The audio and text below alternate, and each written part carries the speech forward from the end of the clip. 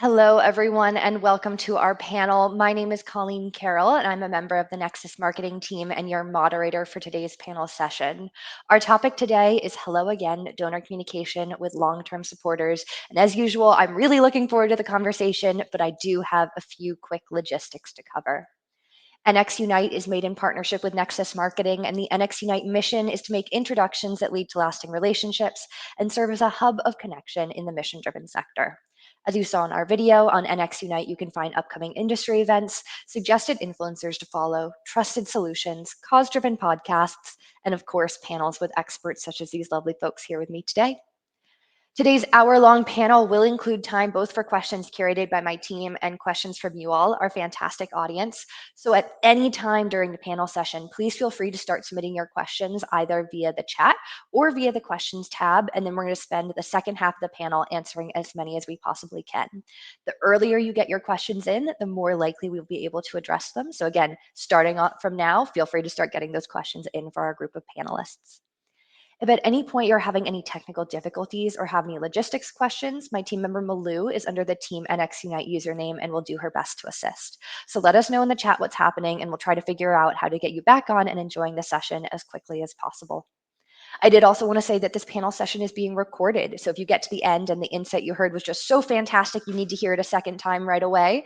That's amazing news. It's going to automatically be in your email inbox at the end of the session. Give it 5 or so minutes after we wrap up and you'll be able to access the recording. It will also continue to be accessible on the NX Unite website in the on-demand panel section. So if you have any friends in the industry who you're like, can't believe they missed it, that session would have been perfect for them, please feel free to share that same registration page you used to sign up for the panel, and they'll be able to access the recording. All right, finally, before I introduce today's panelists, I do want to give a big thank you to our audience, whether you are joining us live and submitting those questions or you are watching the recording. Really appreciate you taking an hour out of your day to join us and being a part of the NX Unite community by attending these panels. So thank you so much for your time.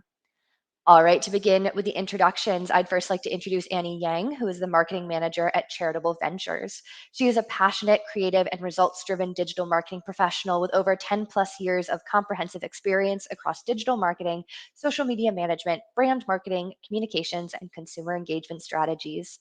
Annie is also an advocate for emerging technologies to help build scalable digital marketing campaigns that amplify the brand and increase mission impact. So glad you could be here with us today, Annie.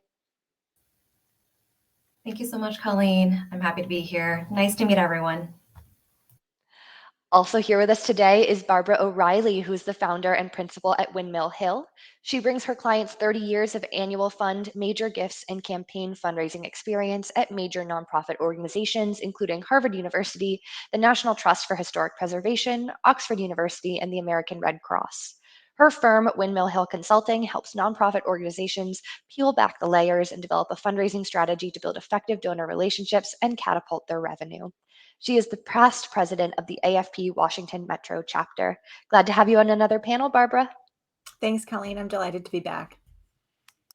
Also here with us today is Eric Rubidoux, who is the CEO at Yibu Digital.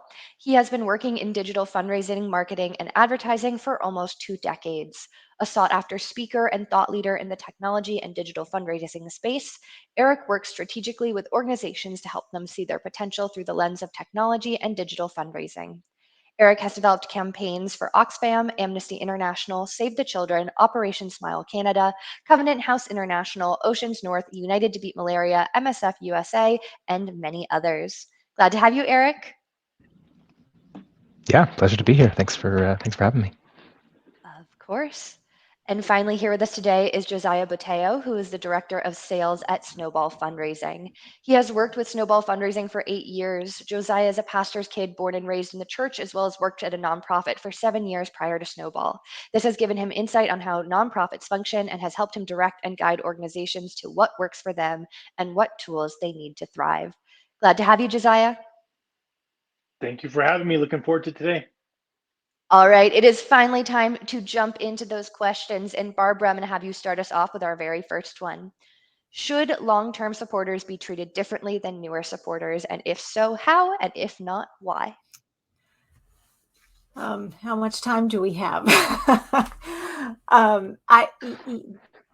The answer is yes and. So we have a retention problem in the sector, and it's certainly in the U.S. And so, with on average 60% or so of donors not returning in the U.S. To me, that signals that we have to focus on better stewarding and cultivating and engaging long-term supporters, but we also have to be focusing on our first-time donors, especially. So I wouldn't say focus only on those long-term supporters to the exclusion of everybody, because retention of first-time donors is even worse. It's about 80% on average in the US are not coming back and making that second, third, and fourth gift and becoming regular supporters. So it's difficult to say that you should only focus on one particular segment. They have to be. You should recognize the longevity of those donors for sure, because they're investing for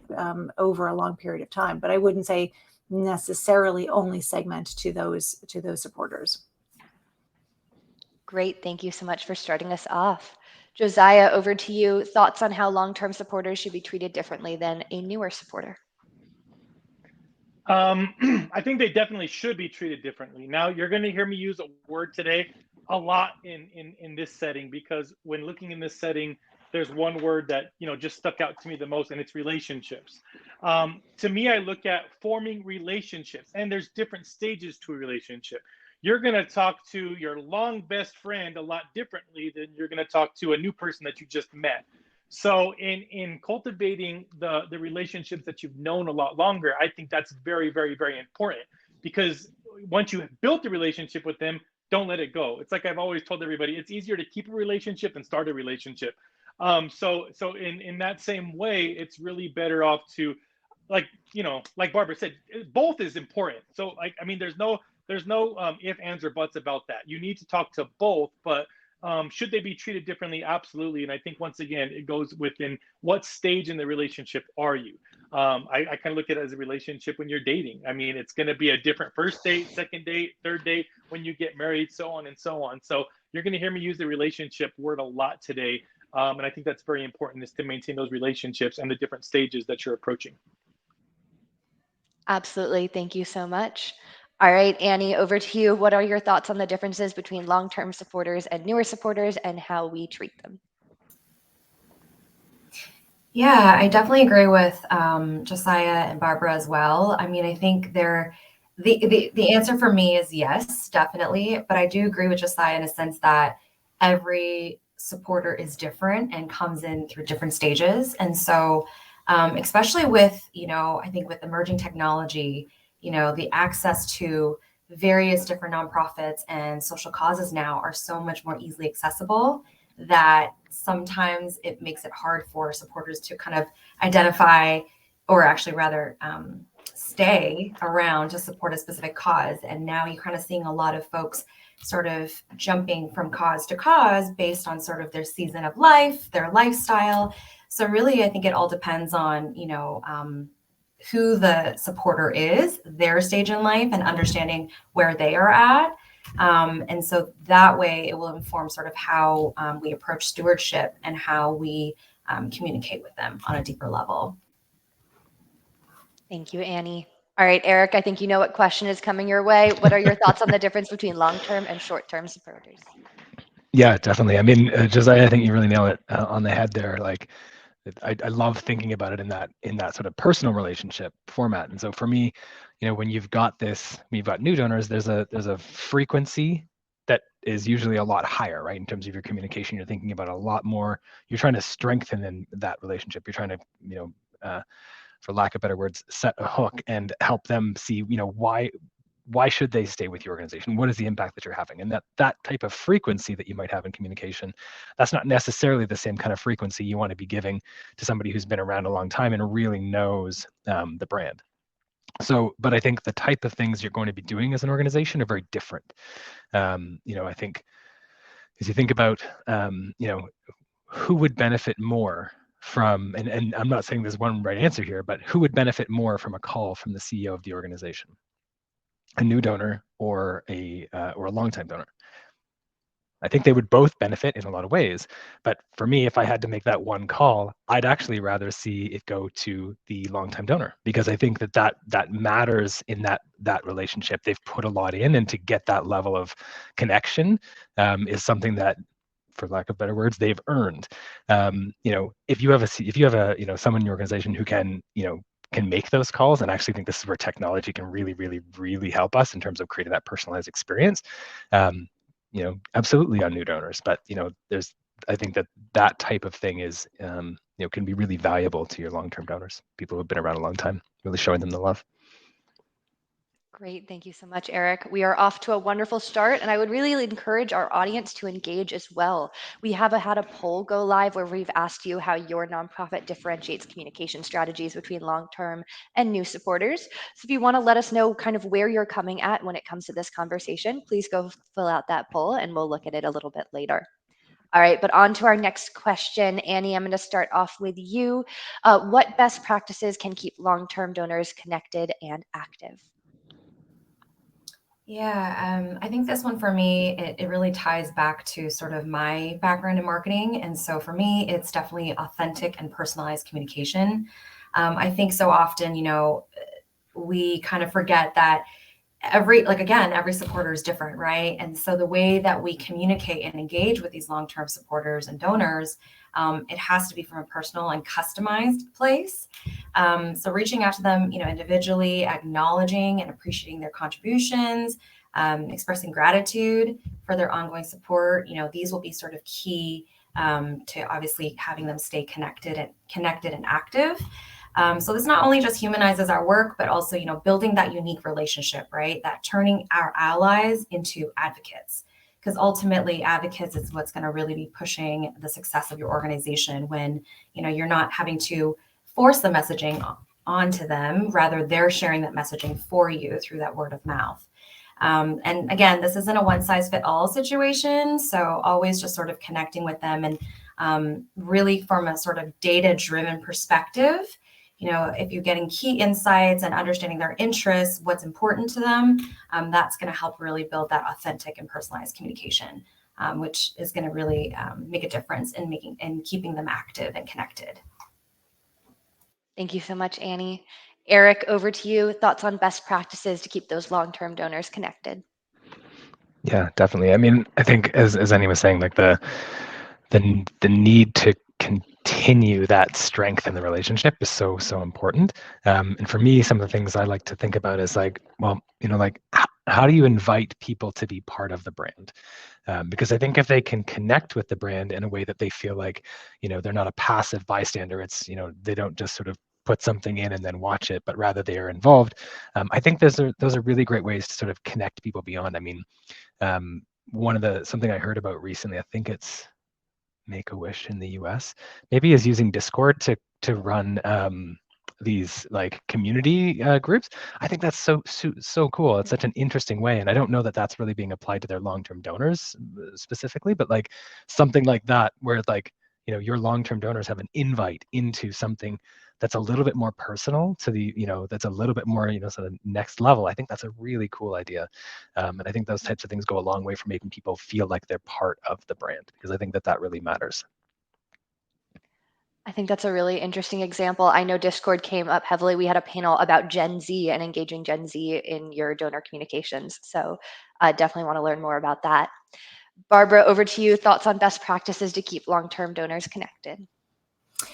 Yeah, I think, if donors, however you're defining long term, but if donors are giving multiple gifts over multiple years, that signals to us as fundraisers that that there's something really personally resonant with this mission, with this cause, with solving this problem. And they have chosen our organization to as the sort of the partner to solve that problem.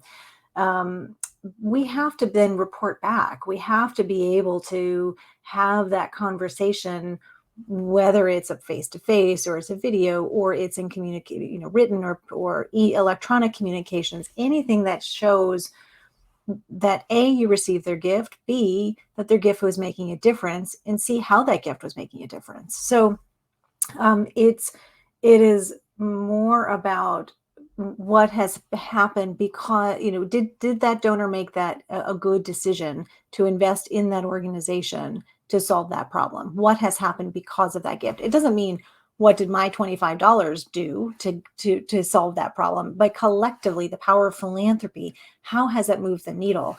And so I think being offering that, in our hyper connected, always on society that we are living in, our attention spans are super short. So anything that comes out of our organizations to our donors has to convey that sense of value and that sense of, this is worthy of your very short attention span and time to know that your gift made a difference and it's helping to do whatever, save lives, educate more, feed more, fill in the blank. And I think that's sometimes what we miss. We will often mistake newsletters for those reports of impact. And that is not at all to discount newsletters, because that serves a purpose. But for longtime supporters, it has to be showing that their partnership over these years has helped to do all these other things. Certainly. Thank you so much, Barbara. Josiah, anything you want to add in terms of best practices for long-term communication with donors? Sure. I mean, all that obviously is perfect. I think the only thing I would add in that we've seen a lot of organizations within snowball fundraising do, and that we really, really teach a lot and preach a lot about is incentivized based giving, meaning everybody likes to get patted on the back. And the way we get long-term donors is by having different levels of like gifts, maybe not necessarily like physical gifts, but different levels of reaching certain areas. I mean, I remember a while back when I first started using the Starbucks app and I got the gold member. I was like, oh, I'm a gold member Starbucks guy. Like you just feel a little bit happier walking around with your gold Starbucks status. And I think it's the same thing that we can treat the donors like that too, is having different levels. When a donor knows that they can reach a certain level or a certain something that they receive. We have some people that once you've given a certain amount of money, you do a piece on them and you feature it on their nonprofit website, and you kind of do it about them, who they are, why they love the organization. And it's basically, once again, like it goes back to the elementary school days when you got a yellow star on your paper or next to your name in class, you got excited. And it's the same kind of concept now. Everybody still likes that gold star, maybe not in the same way,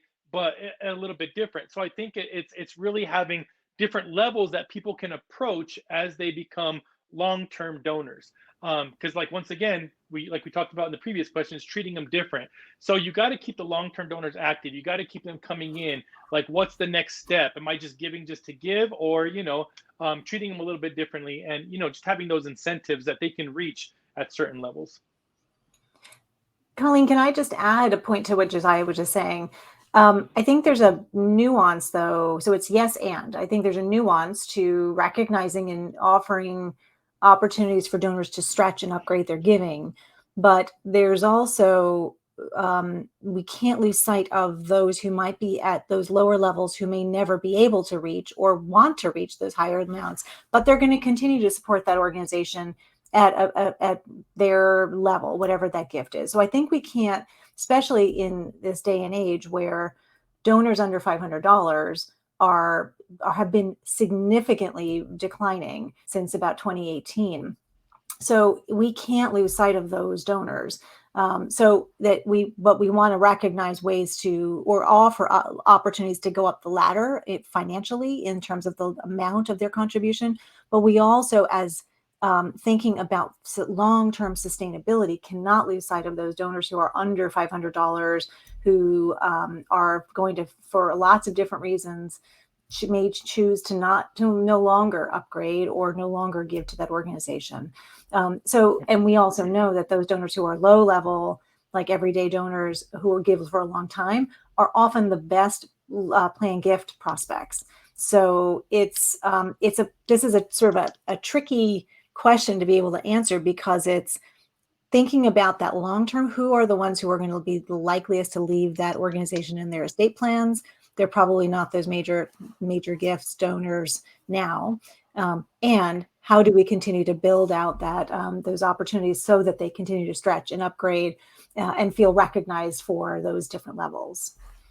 Yeah, and Barbara hit it on the head. So just really quick, just to kind of go back, I guess I should have explained myself better too, because she's right. Like, you should not base it on the amounts. You should base it on the year. So we have a saying in a lot of our churches where it's not equal giving, it's equal sacrifice. Like, not everybody can give the same amount of money. Not everybody can give. Not everybody has the same job. So it's not an equal giving. Like, just because the person that gives $5,000 and the person that gives $50, they're not treated any different. So it is more about the length, not the amount. So thank you, Barbara, for bringing that up. But yeah, 100% correct. It's more about, it's more about the gift rather than the amount that's coming from it, because that person might not be able to give a large amount. Although the large amounts do help too. So it's both ends. Definitely. All right, very quickly, I did want to check back in on that poll. Again, we asked, how does your nonprofit differentiate between communication strategies with long-term and new supporters? 80% of you said that you slightly modify your approach based on the supporter's history, and 20% of you said you don't differentiate, but you plan to start. So I feel like we're all in the right place. Thank you so much for joining the session. Hope it's been helpful so far, and hope you will submit those questions to help support you as you're trying to continue to differentiate between long-term and your newer supporters. I will also say there has been a second poll that's gone out. Some people have already found that. We asked you, what strategies does your nonprofit utilize to keep long-term donors connected? 50% of you so far said regular newsletters and updates, and the other 50% of you said that you're still developing strategies for long-term donor engagement. So again, you're here in the right place. Thanks for being here.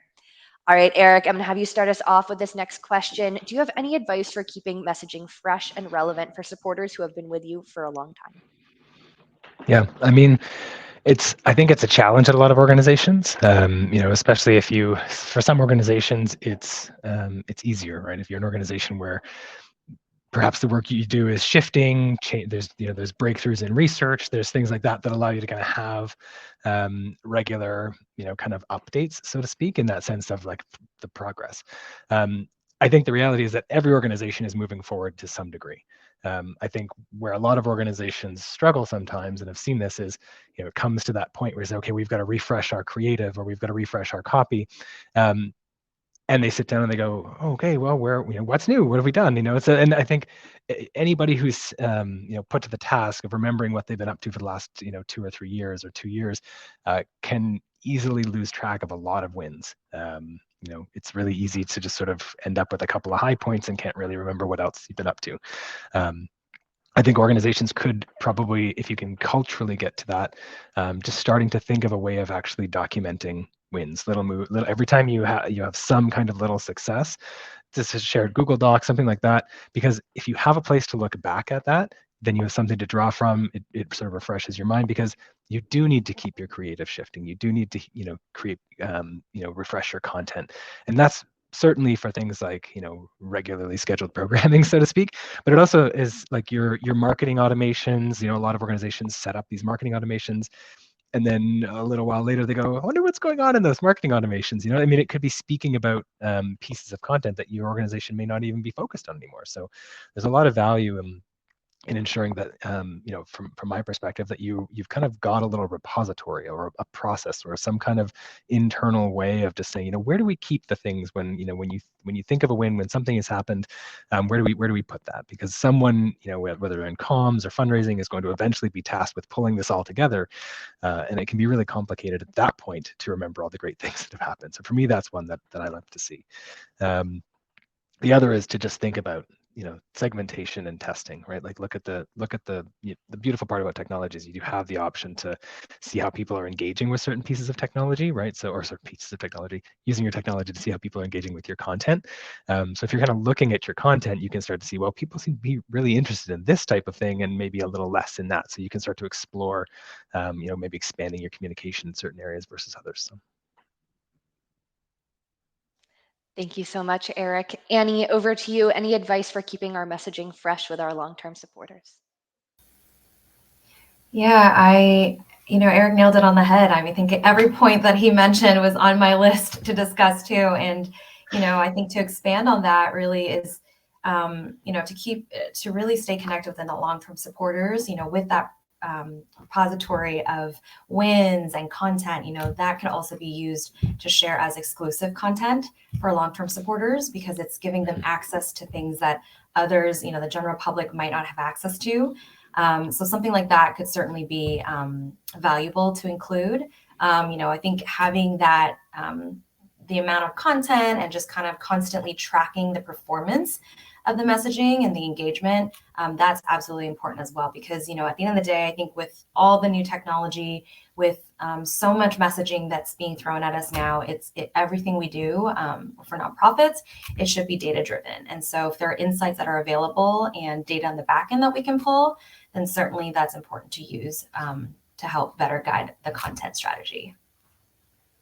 Definitely. Thank you so much. All right, I'm going to bring this same question to our other two panelists, but very quickly, I want to remind our audience that now would be the perfect time to submit those questions. Otherwise, I'll stick with the questions that I have and some of those ones from registration.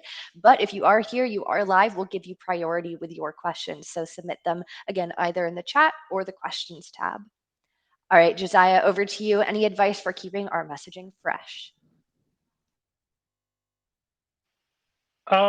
Yeah, everything that Eric and Annie said, and then keeping it fresh is exactly that. It's keeping it new. I think sometimes we get stuck in a rut where you can tell we wrote it or ChatGPT wrote it. You can tell it's going to the same person every single time. Like, I've even seen some organizations that make the mistake, they're using the same emails every year. So if you're a long-term donor, you've received the same email more than once, and you kind of start catching wind of that. So I think, once again, keeping it fresh is keeping it new. And I think that's the thing. If our donors are willing to give the money, we need to be willing to take the time and do something new every single time. And I think a good way of doing that, and that you see a lot of people, and it's just made so much easier now, is videos. I mean, we've had a lot of people using videos. People are more likely to sit there and watch a 1 or 2 minute video than read a long article that comes in the newsletter. So once again, keeping it fresh is, how can I keep everybody motivated? How can I keep them watching? I mean, I think we've all made the mistake. Everybody in here probably gets emails blasted them 24/7. Either you delete it without reading it, or it kind of goes on through. But sometimes it'll catch your eye because it's maybe personalized, it's maybe different, it's maybe new, there's maybe a video in it. And keeping them, like I said, I think in this terms, fresh means new. Don't try to recycle your stuff and use it over and over again, because people will catch on to that. They will realize that you're being lazy in your reaching out, and that they've received this before in some way, shape, or form. So I think, like I said, everything that Eric and Annie and everybody has said, and then so on and so on. I think this question is so big, and we can go on forever, but trying to keep it to a short little 2-minute scenario is a little bit tough. But I would say fresh equals new. I appreciate it. We'll just have to have a part 2 at some point to get all those thoughts. All right, Barbara, any final thoughts on keeping messages new and fresh with our long-term supporters? Yeah, I completely agree with everything that Annie and Josiah and Eric have said. I would also add surveying our donors. So especially if they've been giving over a long period of time, it's a good idea to send out a survey. Do a little poll once a year, perhaps, to ask them what's interesting them the most, what prompts them to continue to support your organization. How often do they want to hear from you? Through what channels? When do they want to be solicited? Why is this cause important to them? So things like that tap into who their identity is as a donor. It taps into the things that are going to prompt them to open that email instead of just do a Control-Alt-Delete for all of those other things.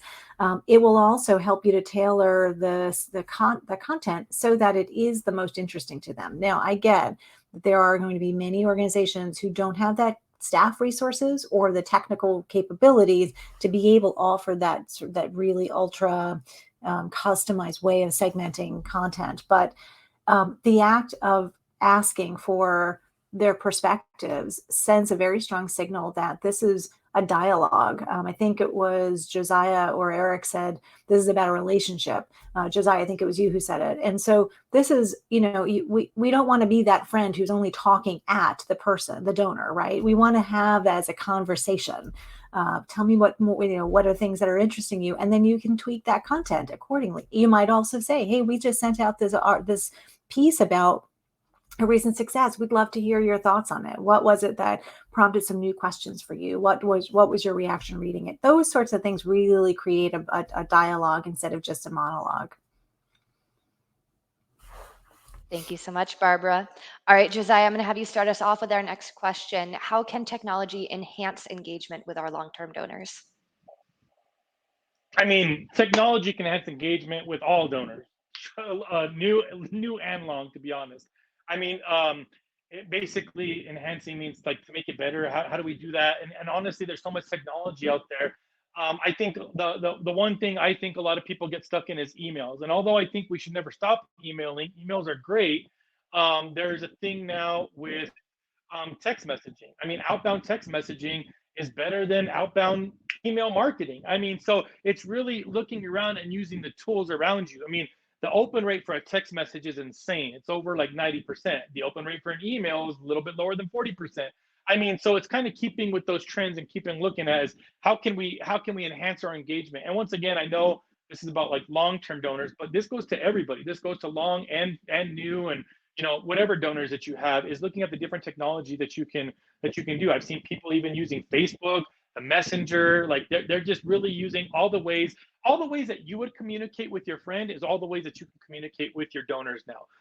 Emails, text message, calling. I mean, don't forget about personal touch. I mean, everybody forgets about that, and I think getting a call once in a while is the key too. I mean, like I said, Barbara mentioned, like not just being talking at, you want to talk to, and that kind of also flows into the technology as well. It's like, hey, pick up the phone, see how they're doing. Hey, message them like on their birthdays. Hey, how are you doing? It's your birthday. We want to just say a happy birthday to you. So it's really finding all the ways that you normally communicate in your everyday life and taking all those things that you maintain your best friend relationship with your mom, your dad, your aunt, your cousins, your uncles, and taking that into your donors. Thank you so much. Barbara, over to you. Thoughts on how tech can enhance our engagement with donors? Yeah, everything Josiah said for sure. I would also say it has the opportunity and the power to automate, which is especially important for those organizations that have limited staff bandwidth. It will often feel to those same organizations that tech is a luxury. But when used correctly and identified and implemented in the right ways, it can be very cost effective and help to expand that reach so that you can segment a little bit more strategically. You can really tailor to the channel. It doesn't have to be so dependent on that human being doing so much manual work behind the scenes. So I think it's especially things like AI that we're starting to see more of. I know a whole different session, but there's a human component to it, right? And so better insights, better targeting will enable us to be able to continue to engage those longer term supporters and those who aren't not quite yet long term, but will hopefully become with the right cultivation and engagement. Thank you, Barbara. Eric, over to you. Thoughts on how technology can enhance our engagement strategies? Yeah, I mean, I'm a massive proponent of technology. So, and I guess to clarify, like for me, technology kind of starts at the digital technology, right? Like, what are we doing? Because I mean, technically, a pencil's technology compared to a stone tablet. But when we're looking at what we can accomplish with this sort of like with email, with SMS, with these pieces, to me, when I look at this, there's just we used to mass market everything. We used to have to, everybody had to watch the same TV. Everybody had to get the same commercial. Everybody got the same direct, mail letter shipped to them. And we used to have to deal with everything at scale. The only way to grow was to say, well, everybody gets everything and we blast it out. The best part about technology for me is that we can do that at a one-to-one relationship, because fundraising at its core is a one-to-one relationship. It's it's what we've been talking about. It's this relationship. How do you have a best friend relationship with with a million people? Well, you can't. but you with technology can. Because you can create personalized conversations, you can create contextual invites, you can do things with technology that you could never do, no matter how well-meaning or thoughtful you want it to be. You just don't have enough you. So for me, technology is the ability to sort of enhance the fundraisers, the ability to say, like, how does the fundraiser, the well-meaning person who wants to do so well for their organization, how do we enhance them? It's like an exoskeleton for the fundraiser, right? Like, we can do so much more because of it. And so I think, like, we spend a lot of time thinking about things like email, and we send a boatload of email out into the universe. Most people open their emails on their mobile devices, right? Same place where we would be sending a text message. So to, like what Josiah was saying, you look at something like text messages which get a massive open rate. Well, why aren't we sending? But text messages don't often convert at the same rate. Email tends to be a better conversion vehicle. So what you can use SMS to trigger, which gets the open, to say, hey, there's an email in your inbox that's something really, like, you can use these tools to kind of move people through and make sure that they're, you're kind of using the right one to get their attention, the right one to convert. When they come down and make that, to the donation experience, it should be quick, seamless.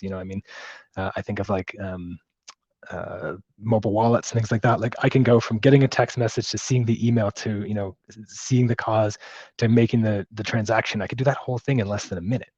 And so that, to me, like, that's where technology is great. It allows the donor experience to be fast.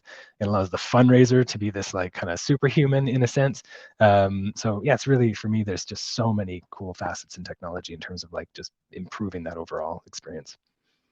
Definitely. Thank you so much, Eric. All right, Annie, any final thoughts on how tech can enhance our engagement with long-term supporters? Yeah, I mean, it's always great to be last because the pressure's on. No, but joking aside, I agree with everyone here. I mean, I think the biggest thing for me is just kind of, in conclusion, really, is that technology allows you to meet your supporters and donors where they're at, right? I think that's the biggest key takeaway here, is that with technology, you can identify exactly what their preference, their needs, their interest, and with, the CRMs that are coming out, donor portals, I mean, all that, it really allows you to do, it does the legwork for you. And at that point, like Barbara's saying, it's all about automation and just making sure that, you're putting in the right steps and connecting with the right people at that point.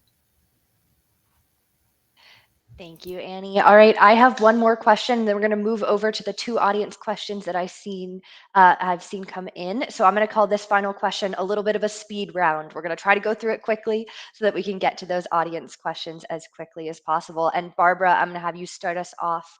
What mistakes have you seen nonprofits make when it comes to handling long-term supporters, and how can we avoid these mistakes?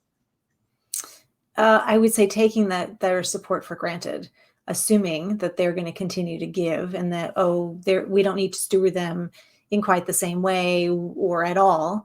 We're just going to do mass mailings. We're not going to customize any language. We're not going to think about what different ways to recognize them for longevity of giving, amounts of giving, and so cumulative lifetime giving, and so forth.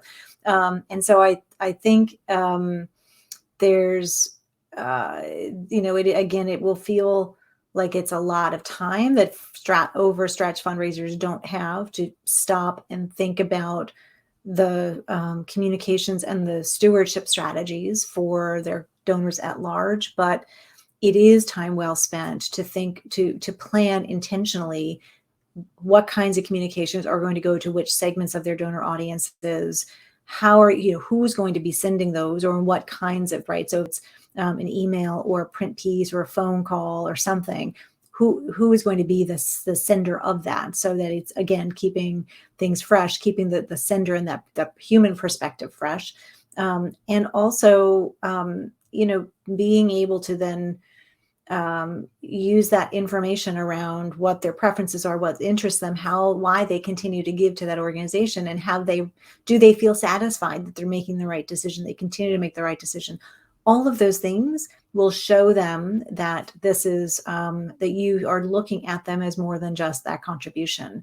And so I think we will assume to our detriment that long-term support will continue regardless of what we do.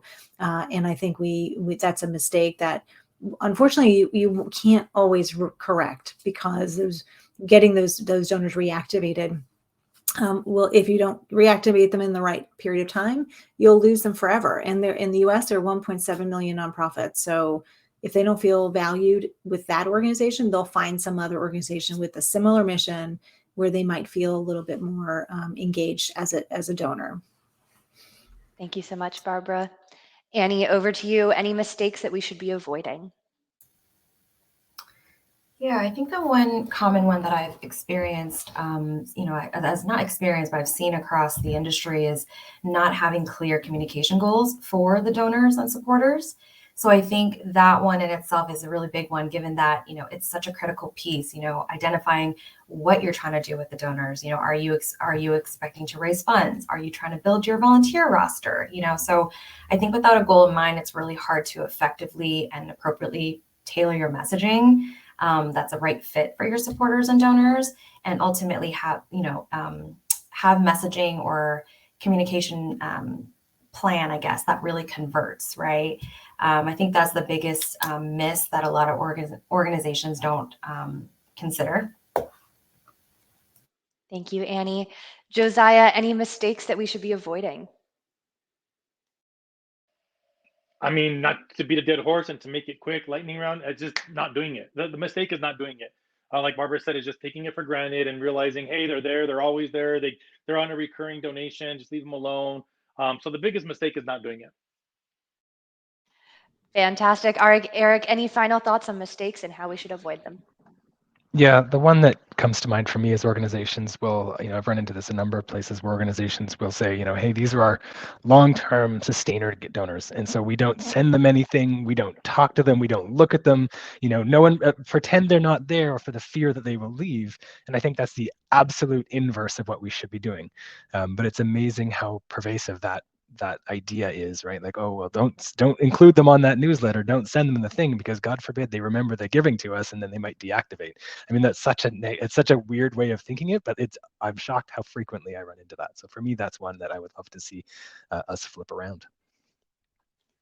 Great. Thank you so much, Eric. We are going to move to our audience questions. And actually, Eric, I'm going to stick with you for this first one, if it's all right. This question came in from Amy. Amy said, I'm a new development director and need to craft a communication strategy for our donors. Do you have any advice on what's most important to work on first, and in general, where to start? Any advice, Eric?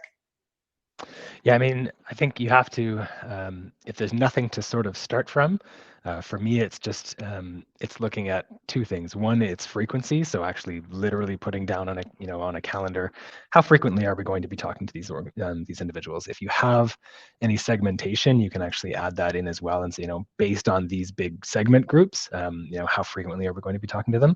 And then allow yourself the sort of, a bit of a narrative arc to kind of go through and say, where you don't want to speak to only the negative, only the things that need to be done. Although that can be motivating, and you also don't want to only speak to the wins. You have to kind of tell a bit of a narrative through it. So for me, I think that's how I would approach it. The other is, I know a lot of organizations will focus on their communications around campaigns, right? So, they're inwardly looking, and we will say things like, I've got this campaign in the spring, I've got this thing in the summer, I've got this thing in the fall, I've got Giving Tuesday, I've got year end. And by the time you plug in all of the asks, there may not be a lot of room left for the stewardship. And so, I would just make sure that you're not letting that fall to the wayside. I've seen that a number of times where organizations will kind of, by the time they squeeze in all the campaigns and the asks and newsletters, they kind of forget about the stewardship side. So for me, that's one that you really want to make sure is in there. Thank you so much, Eric. Annie, do you have anything you would want to add to this question of kind of where to start when you're building a communication strategy?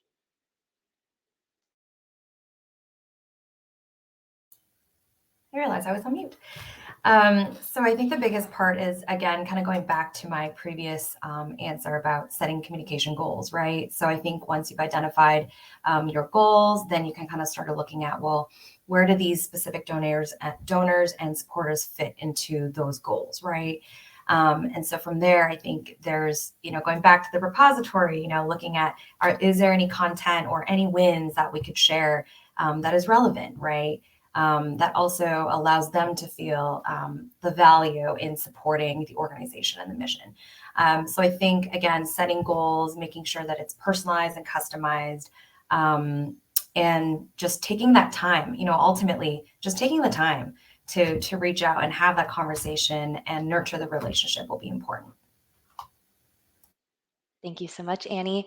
Barbara, if it's all right with you, I'm actually going to pivot to our other question from the audience. Faith submitted that I'm working for a young nonprofit and we are currently seeking funders. What are the best strategies for establishing donor relationships with potential funders? So I would say that there's always starting with the connections that are in, if you think about this in a bullseye, those who are in the innermost circle of that bullseye. So founders or executive leaders, board members, others, other volunteers or other donors. How can you start by expanding that funding base with those who already who are connected to people who are already involved with the organization? Because it's super hard, right? To as a newer organization, to be, they won't have necessarily the resources to do targeted acquisition. It's costly, it's lengthy, but it's and it is a long game. So I would say start with those who already know the organization and see if you can kind of build those networks that way.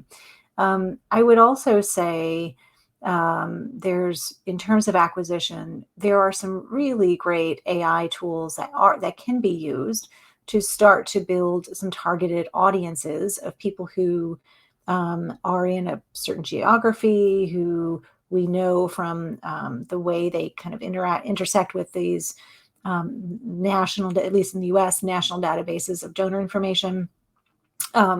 They can identify interests, giving preferences, other demographics. And so they are more accessible now and more affordable to be able to say, I need donors in this, zip code or in this state who are supporting these kinds of, keywords. And you can start to do perhaps some targeted emails, definitely some more targeted digital marketing. More importantly, though, so that's sort of the who might be your potential funders, but then the how is making sure that your case is really clear. For new organizations, it might be hard to demonstrate, or maybe too soon to demonstrate those results and the impact that we know are the top drivers for donors to give. So being very clear about your why as an organization, why were you set up? Why are you uniquely different than other organizations who are in the same space? Because I guarantee you there's going to be peers who are in that similar space. And what is it that you're hoping to do? So it's the why you, and what's your vision for the future? Because donors are going to give if you catch their attention, maybe if it aligns with them. But if you're not clear about what you're going to do and why you're doing it and what you want to achieve in the long term, you're going to minimize. You're going to definitely limit the gift that they give and the length of time that they stay with you. So who, being very targeted that way, and your comms messaging are two of the most important things that have to be in place. Thank you so much, Barbara. Josiah, anything you would add to someone who's looking for best strategies for establishing donor relationships? I mean, just really quick, it just goes off the relationship part. I mean, you're not going to go up to somebody in the middle of a Walmart or something like that and say, "Hey, give me money." I mean, you're gonna build a relationship with them. So I think it really just goes back to your introduction and the reason why. Like, here's what we're doing. Here's why we're doing it. It's like I always tell all of our organizations, humans across the board are emotional givers. If you tug at their hearts, you tug at their emotions, you're gonna tug at their wallet. And I think that's kind of like where we need to make sure that we kind of go at, is just making sure that we're genuine and we say why. When you're truth tellers, people will see that. When you start lying a little bit or trying to like oversell it, they're going to see that. So it's just really being very you. You started this nonprofit for a reason. You had a goal in place, and let people know that. When you let people know that, and you're very direct with them, I think that's the best strategy. It's the openness, the directness, and the honesty. That's what I always tell all the organizations is just be you and let them know why you started this organization. That's the best way to establish the relationship. I mean, like I said, it's an introduction, who you are. When you meet somebody the first time, it's hi, how are you? Shake the hand. It's a little bit, it's not even maybe asking them for money right away, to be honest. Like, I mean, you don't want to be that, you don't want to, the first thing that you do with somebody is they're not going to say, hey, my name is Bart, and I just want to come up to you and say, give me money. Like, it's kind of starting that relationship, letting them know who you are, giving them some time to think about it, maybe revisiting it again the second time, and then start introducing, here's how you can help if interested. Mhm. Thank you, Josiah. All right, I have one final question for each of our panelists to make sure we hear from you one final time. But before I get into that, I do just want to call out our audience one final time. Thank you so much for being here. If your question has not been answered, if you're here live and you just didn't get a chance to submit it, or you're watching the recording, we want to make sure we're putting you in touch with the person who can answer your question. So if there is someone on our panel who you particularly want to hear from, you have a lingering question, you have a lingering thought, you want to hear more, please let us know. There is a poll that has just gone live where you can indicate who you want to hear from, and that can be multiple of our panelists. Again, if we didn't get a chance to answer your questions, I know the hour always flies by and we don't always get everything in. All right, for my final question, I am going to have Josiah, you start us off. What do you see as the future for donor communications, and how can nonprofits get ahead today?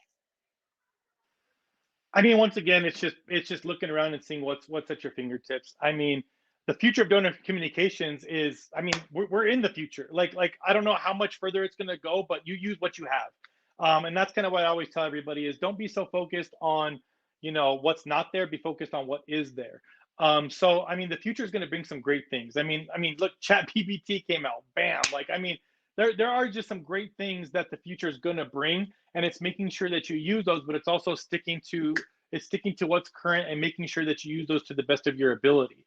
I mean, to get ahead, there's a lot of stuff that you can always look at. I mean, you can easily go into Google now and type in best ways for a nonprofit to get ahead of the game, and boom, you're gonna see lists on lists on lists, and it's kind of once again determining what is best for you, and what you need to look at. So as far as the future, I mean, I don't know. I don't see a whole lot coming out. I mean, I guarantee you within a month we could see something that's full blown. I mean, I've even seen a couple of our nonprofits get into like Meta, get into the virtual zone, and it's really cool. Obviously, not all the organizations are going to have the capability to do that.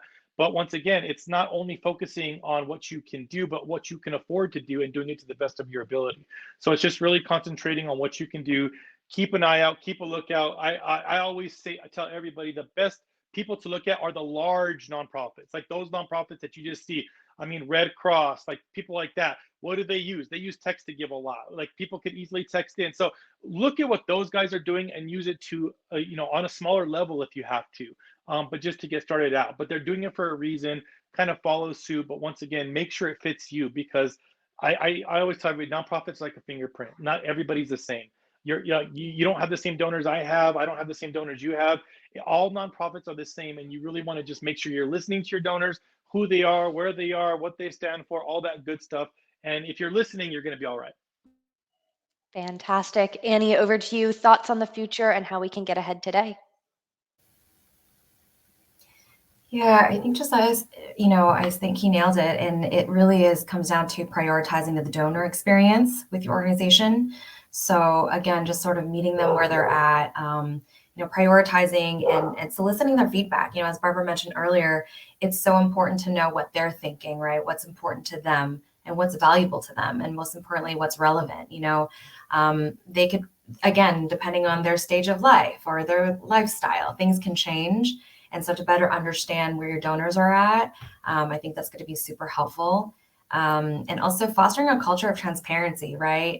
Again, I heard once from someone close to me saying, we never want to air out our family problems, but at the same time, there is a level of transparency in terms of, where you're at in terms of progress, what was the promise that was made and where are you at in that progress towards it. So I think there is something authentic to that donors and supporters do appreciate as well.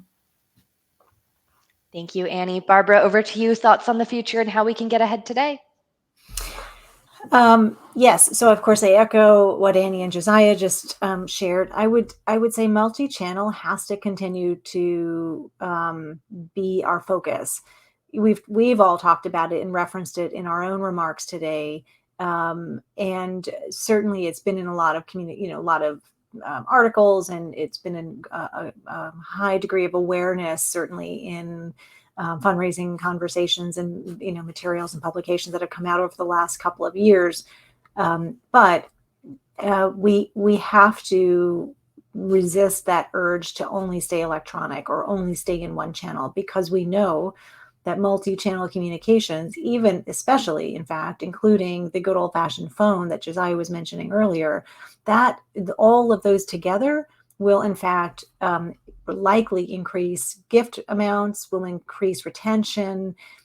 It creates a very different experience, and it meets that donor where they are, as Annie mentioned. So we don't know where people are where their preference is in terms of channels. We can certainly ask them that, but we can't default to only electronic, because then we will definitely miss out on something, as everybody is so focused and oversaturated with their own digital comms in their inboxes and platforms and so forth. So I'd say multi-channel for sure has to be our sites for the future.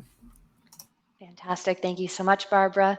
All right, Eric, any final thoughts on the future and how we can get ahead? Yeah, I mean, I'm a big fan of the future. I love what sort of emerging technology and things like that will do. But actually, I think Barbara makes an incredibly important point.